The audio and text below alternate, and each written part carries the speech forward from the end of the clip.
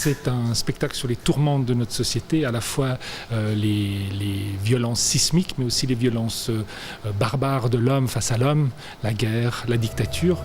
Ça révèle l'homme dans sa fragilité, mais aussi dans sa candeur, dans sa grandeur. Et cette vulnérabilité n'est que l'image de sa force. C'est-à-dire que si on est conscient qu'on est vulnérable, qu'on est en danger, on ne peut que construire des belles choses et pas destructeurs. Et on s'est référé à 2-3 chefs-d'œuvre de l'histoire de l'art, le Guernica de Picasso et Tres de Mayos de Goya.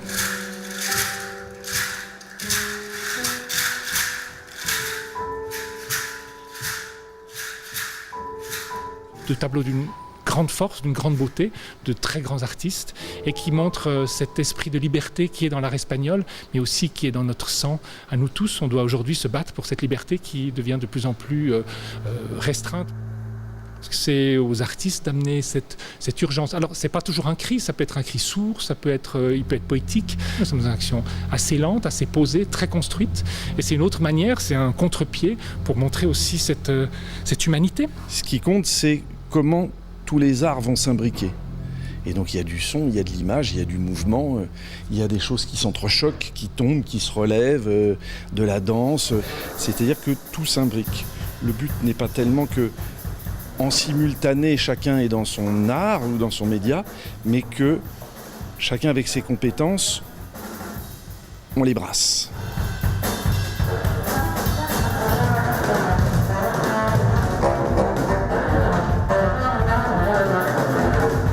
La musique en tant que telle dans le spectacle, je l'écris au fur et à mesure de comment tout va s'imbriquer.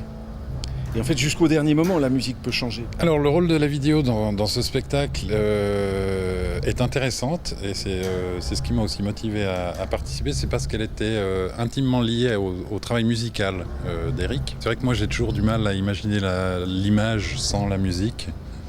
Et vice-versa. C'est vrai que pour moi, c'est quelque chose qui va de soi. L'audio-vision.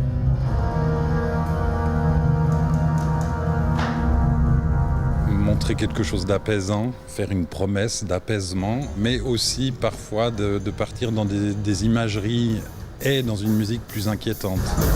L'idée, je crois, de ces images, c'est peut-être d'injecter une narration là où il n'y en a pas forcément à certains moments, et parfois un peu d'abstraction. Le spectacle est construit sur ces deux dynamiques. Il y a tout le temps quelque chose qui va très vite et en même temps, il y a un étirement constant. Finalement, c'est le tumulte humain qui est le plus dangereux.